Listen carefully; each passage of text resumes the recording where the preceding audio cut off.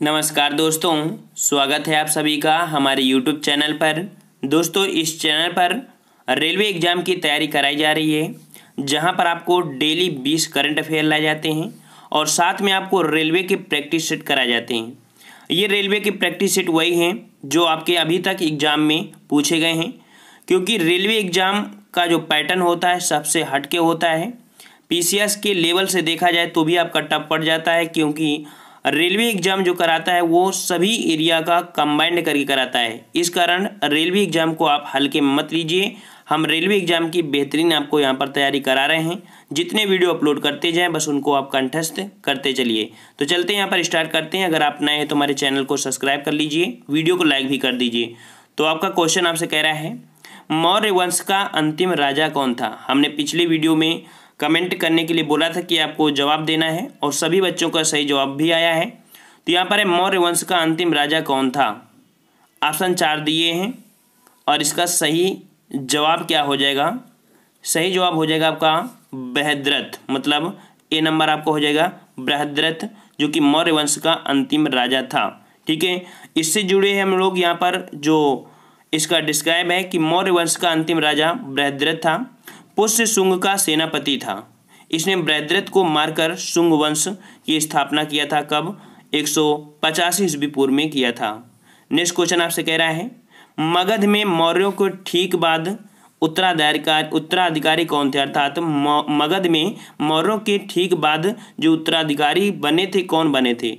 यहाँ पर 4 ऑप्शन है और इसका सही जवाब क्या हो जाएगा? तो इसका सही जवाब क्या हो जाएगा? ऑप्शन राइट हो जाएगा डी नंबर, अर्थात शुंग वंश। ठीक है, यहाँ पर हो जाएगा डी नंबर, शुंग वंश। मौर्यों के ठीक बाद मगध पर शुंग राजवंशों ने शासन किया था। नेक्स्ट कह रहा है आपसे यहाँ पर कि लगभग 185 ईस्वी पूर्व में पुष्यमित्र द्वारा स्थापित किया गया भारतीय शासक वंश कौन था जिसने मौर्य वंश का स्थान लिया था? तो मौर्य वंश का स्थान किसने लिया था? ऑप्शन राइट आपका हो जाएगा यहाँ पर डी नंबर, था शुंग वंश ने लिया था। ठीक है, शुंग वंश ने लिया था। तो यहाँ पर देख सकते हैं दिया गया है कि 185 ईस्वी पूर्व में अंतिम मौर्य शासक जो कि बृहद्रथ की हत्या करके पुष्यमित्र शुंग ने शुंग राजवंश की स्थापना किया था। नेक्स्ट कह रहा है, चीनी यात्री फायान किसके शासनकाल में भारत आया था? बहुत बार क्वेश्चन आपका आया भी है और देख सकते हैं कि सभी क्वेश्चन आपके आए हुए हैं। तो चीनी यात्री फायान किसके शासनकाल में भारत आया था? आपके 4 ऑप्शन हैं और ऑप्शन राइट आपका हो जाए यहाँ पर कौन सा? तो ऑप्शन राइट हो जाएगा आपका यहाँ पर जो चंद्रगुप्त सेकंड होता है, जिसे विक्रमादित्य के नाम से जानते हैं। यहाँ पर सी नंबर आपका हो जाएगा।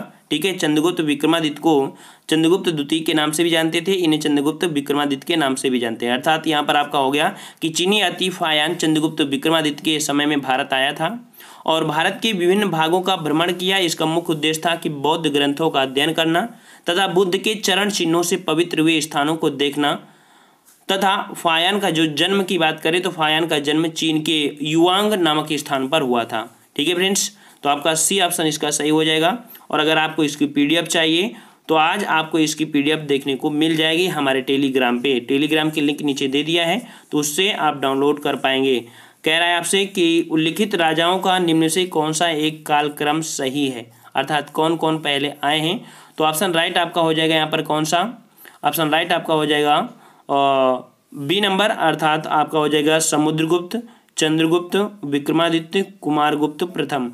ये इनका क्रम है। ठीक है, इनका ये क्रम है और यहाँ पर डिस्क्राइब भी कर दिया गया है, तो आप आसानी से इसको डाउनलोड करके देख सकते हैं कि समुद्रगुप्त के पश्चात उसके पुत्र चंद्रगुप्त द्वितीय, जिसका नाम था विक्रमादित्य, राजा हुए। उसके पश्चात उसके ज्येष्ठ पुत्र कुमारगुप्त प्रथम राजा हुए। कुमारगुप्त के पश्चात स्कंदगुप्त राजा हुए थे। ठीक है, तो इसको आप आसानी से उसे डाउनलोड करेंगे और इसको पढ़ेंगे, लिखेंगे। नेक्स्ट कह रहा है आपसे कि निम्नलिखित युग्मों में से कौन सा सही है? कौन सा सही है? यहाँ पर ऑप्शन राइट आपका हो जाएगा, जो कि देखिए बाणभट्ट के दरबार में आपके हर्षवर्धन, अर्थात जो हर्षवर्धन के दरबार में थे तो बाणभट्ट रहते थे। ठीक है, और यहाँ पर देख सकते हैं कि बाणभट्ट को हर्षवर्धन का संरक्षण प्राप्त था, जिसने हर्षचरित और कादम्बरी नामक जो रचना की थी बाणभट्ट द्वारा ही की गई थी। ठीक है, हर्षचरित और कादम्बरी की रचना किसने की था? बाणभट्ट ने किया था। चलिए नेक्स्ट क्वेश्चन की ओर आते हैं। क्वेश्चन आपसे पूछ लिया है। क्वेश्चन यहाँ पर कह रहा था थोड़ा सा इसे मिसप्रिंट हो गया है, हम इसका बता दे रहे हैं। क्वेश्चन आपका क्या है इसका, क्वेश्चन आपका यहाँ पर जो होगा वो क्वेश्चन है आपका कि बंगाल के पाल वंश का संस्थापक कौन था। बंगाल के पाल वंश का संस्थापक कौन था, तो ऑप्शन राइट हो जाएगा आपका यहाँ पर बी नंबर, गोपाल था। ठीक है, गोपाल यहाँ पर आपको दे दिया गया है कि बंगाल के पाल वंश की स्थापना गोपाल ने 750 ईस्वी पूर्व में की थी। बंगाल की अराजकता को देखकर बंगाल के प्रमुख व्यक्तियों ने गोपाल को शासक के रूप में चुना गया था। अब आता है अगला क्वेश्चन कि कालिदास जो थे वो किसके दरबार में थे, ये क्या थे, तो कह सकते हैं कि ये एक प्रकार के क्या थे, चंद्रगुप्त द्वितीय के समकालीन थे, एक कवि थे, ये कवि विद्वान थे। तो यहाँ पर ऑप्शन ये गलत हो जाएंगे, ऑप्शन राइट इनमें से कोई नहीं, क्योंकि इनमें कोई ऑप्शन सही नहीं है। सही क्या है इसको पढ़िए। तो कालिदास चंद्रगुप्त द्वितीय के समकालीन संस्कृत के महान कवि विद्वान थे, अतः उन्होंने ही अभिज्ञान शकुंतलम जैसे प्रसिद्ध महाकाव्य की भी रचना की थी। कालिदास गुप्त काल के प्रसिद्ध कवि थे। कब के थे, गुप्त काल के प्रसिद्ध कवि थे। कालिदास को भारत का शेक्सपियर भी कहा जाता है। ऑप्शन राइट आपका यहाँ पर देख सकते हैं क्या होगा। ठीक है, नेक्स्ट कह रहा है भारत जो आर्यभट्ट भारत के प्रसिद्ध थे। आर्यभट्ट भारत के प्रसिद्ध थे, क्या थे आर्यभट्ट, तो आर्यभट्ट भारत के गणितज्ञ थे। क्या थे ये, गणितज्ञ थे और भारत के प्रसिद्ध गणितज्ञ थे। इन्होंने ही सर्वप्रथम दशमलव प्रणाली जो कि विश्व को प्रदान किया था, दशमलव प्रणाली। इनकी पुस्तक है सूर्य सिद्धांत एवं आर्यभट्टीय। ठीक है, इनकी पुस्तकों का नाम है आर्यभट्ट के, यहाँ पर आपको दे दिया है, आप पढ़ लीजिएगा। नेक्स्ट कह रहा है गुप्त वंश का संस्थापक कौन था। गुप्त वंश का तो ऑप्शन राइट हो जाएगा आपका श्रीगुप्त। 62 का ऑप्शन यहाँ पर हो जाएगा थर्ड नंबर, श्रीगुप्त था। गुप्त वंश के संस्थापक श्रीगुप्त, वे एक जो कह सकते हैं कि सामंत राजा थे, उन्हीं के नाम पर इस वंश का नाम गुप्त वंश रखा गया था। नेक्स्ट क्वेश्चन आपसे कह रहा है कि गुप्त शासकों द्वारा जारी किए गए चांदी के सिक्कों को कहते थे। बहुत बार क्वेश्चन आपसे आया है कि गुप्त शासकों द्वारा जारी किए चांदी के सिक्के कहते हैं, तो रूपक, ऑप्शन डी हो जाएगा, रूपक कहते थे उन्हें। ठीक है, यहाँ पर देख सकते हैं कि गुप्त राजाओं द्वारा जारी किए गए चांदी के सिक्कों को रूपक कहा जाता था और इन सिक्कों का वजन आपका 30 ग्रेन से 35 ग्रेन तक होता था। नेक्स्ट कह रहा है आपसे कि भारत का नेपोलियन किसे कहते हैं। भारत का नेपोलियन किसे कहते हैं भाई, तो भारत का नेपोलियन किसे कहेंगे, ऑप्शन राइट आपका हो जाएगा यहाँ पर समुद्रगुप्त को बोलते हैं। ठीक है, समुद्रगुप्त को बोलते हैं। तो यहाँ पर देख सकते हैं कि समुद्रगुप्त को क्यों बोलते हैं, तो समुद्रगुप्त को भारत का नेपोलियन कहा जाता है। समुद्रगुप्त साम्राज्य का एक प्रमुख शासक था, तो गुप्त साम्राज्य का प्रमुख शासक था। इसके समय में गुप्त साम्राज्य का सर्वाधिक विस्तार हुआ था, इसलिए भारत का नेपोलियन इसे कहा जाता है। नेक्स्ट कह रहा है गोलकुंडा किला किस राज्य में है। गोलकुंडा किला किस राज्य में है, तो ऑप्शन राइट आपका हो जाएगा यहाँ पर 4 नंबर, अर्थात यहाँ पर आंध्र प्रदेश में है। और आंध्र प्रदेश से जुड़े यहाँ पर देख सकते हैं कि गोलकुंडा किला आंध्र प्रदेश में है। यह किला 400 फुट ऊंचा है, ग्रेनाइट की पहाड़ी पर स्थित है और इस पर 87 बुर्ज बने हैं। बुर्ज के अंदर कुतुबशाही बेगमों के भवन का उल्लेख भी किया गया है यहाँ पर। तो काफ़ी अच्छा आपका ये PDF रहेगा अगर आप डाउनलोड करते हैं। इसकी PDF आपको अपडेट कर दी जाएगी। अब निम्न से कौन सबसे प्राचीन है, सबसे प्राचीन कौन सा हो जाएगा, यहाँ पर देख ही सकते हैं, आपको क्वेश्चन आया भी है आपका। तो ऑप्शन राइट आपका यहाँ पर हो जाएगा 66 का A नंबर, अर्थात अजंता। ठीक है, अजंता है। और यहाँ पर देख सकते हैं अजंता जो आया था वो आपका गुप्तकालीन था। ठीक है, और जो कुतुब मीनार थी ये सल्तनत कालीन थी। ताजमहल आपकी मुगल कालीन थी और जो खजुराहो थी ये राजपूताना कालीन थी। अतः इनमें से सबसे प्राचीन कौन हुआ, अजंता हो जाएगा। नेक्स्ट क्वेश्चन की ओर आता है, कहते हैं कि अजंता की गुफाओं में किसका चित्रण है। अजंता की गुफाओं में किसका चित्रण है, तो यहाँ पर देख सकते हैं कि अजंता की गुफाओं में चित्रण ऑप्शन राइट हो जाएगा जातक कथाओं का है। किसका है, जातक कथाओं का यहाँ पर चित्रण किया गया है। और अजंता की अधिकांश गुफाओं का निर्माण गुप्त काल में ही हुआ है, ये भी याद रखना, जिसमें बौद्ध धर्म से संबंधित जातक कथाओं का चित्रण हुआ है। नेक्स्ट कह रहा है आपसे अजंता गुफाओं का निर्माण किया था। अजंता गुफाओं का निर्माण किसने किया था, तो गुप्त कालों ने किया था। ठीक है, गुप्त कालों ने ही यहाँ पर किया था अजंता गुफाओं का निर्माण। ठीक है, और ये सभी बौद्ध धर्म से प्रेरित हैं। यह महाराष्ट्र के औरंगाबाद जिले में 2वीं शताब्दी ईस्वी पूर्व में 7वीं शताब्दी तक आपकी यहाँ पर बनाई गई आपकी मूर्तियाँ हैं, अर्थात गुप्त काल में। ठीक है, और यहाँ पर देख सकते हैं कुछ पॉइंट आपके बहुत ही महत्वपूर्ण हैं। अगर आप PCS लेवल की जाएंगे तब भी आपको ये मिला था भाई क्वेश्चन। कि यहाँ पर जो अजंता में निर्मित कुल आपकी कितनी है 29 गुफाओं का वर्णन आपका वर्तमान में है, जिसमें से 6 ही गुफा संख्या 1, 2, 9, 10, 16, 17 शेष हैं। इन 6 गुफाओं में गुफा संख्या 16 और 17 गुप्तकालीन है। ये भी याद रख लेना, ठीक है। काफ़ी अच्छा है, तो इसको स्क्रीनशॉट ले लीजिए करिए। और नेक्स्ट क्वेश्चन की ओर आते हैं। क्वेश्चन आपसे कह रहा है अजंता चित्रकला में दर्शाया गया है, अजंता चित्रकला में दर्शाया गया है, तो क्या दर्शाया गया है?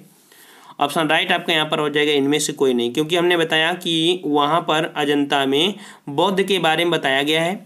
अजंता में पर्वत को काटकर 29 गुफाएं बनाई गई हैं। इन गुफाओं के चित्रों में एक राजकीय जुलूस का चित्रण भी है। मरणासन राजकुमारी तथा माता और शिशु के चित्र का अत्यंत सुंदर आकर्षक व बहुत किया गया है, ठीक है।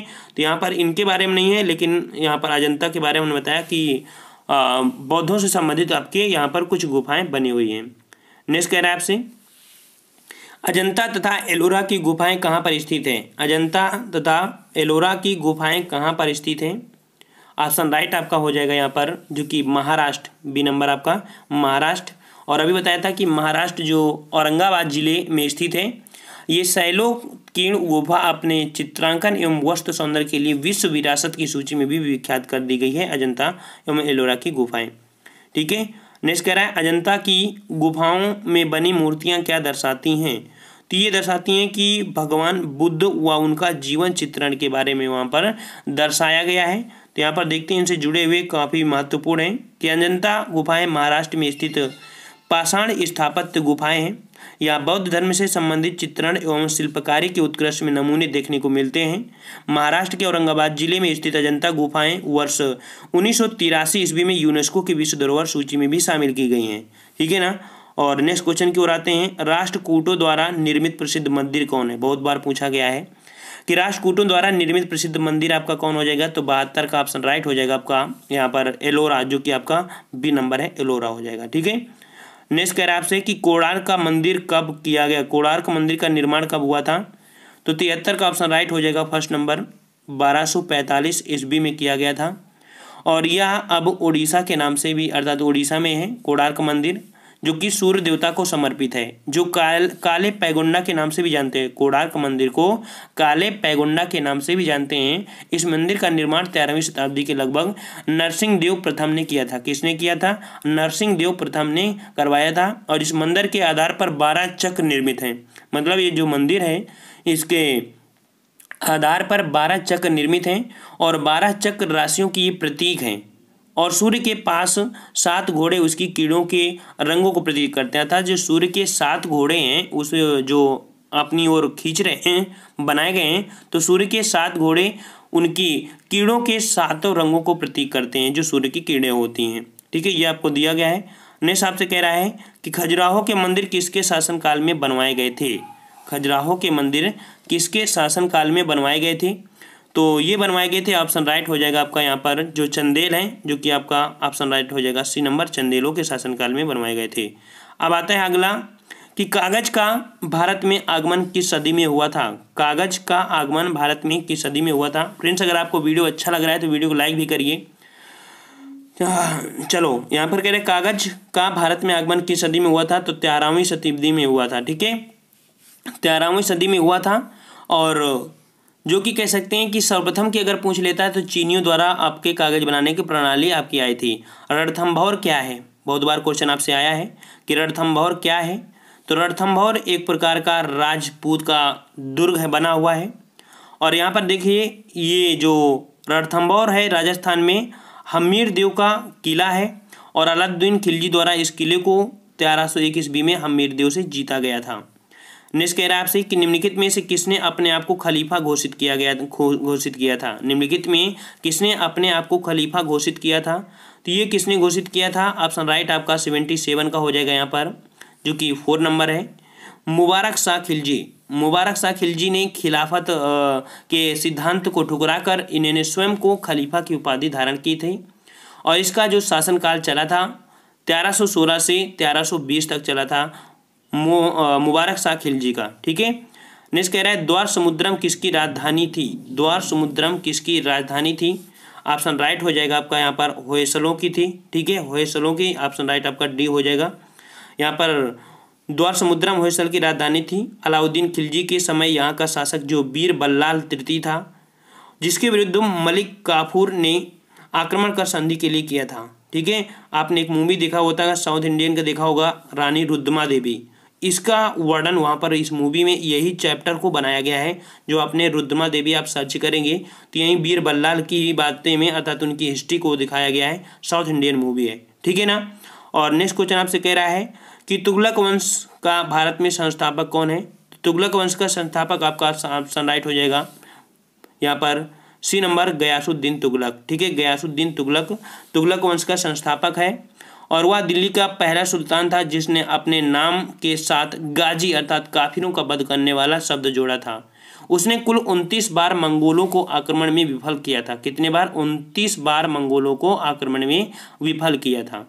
इसके बाद आपका जो ये लास्ट क्वेश्चन है, निम्नलिखित में से दिल्ली का पहला सुल्तान कौन था। तो दिल्ली का सुल्तान पहला कौन सा था? तो यहाँ पर देख सकते हैं ऑप्शन राइट दिया गया है कि इनके दिल्ली का पहला सुल्तान कौन सा था। ऑप्शन के अकॉर्डिंग देखना है, गयासुद्दीन तुगलक, मलिक तुगलक, मोहम्मद बिन तुगलक, फिरोज शाह तुगलक। तो ये आपका ऑप्शन है और आपका इसका जवाब आपको अगले वीडियो में मिलेगा डिस्क्राइब के साथ।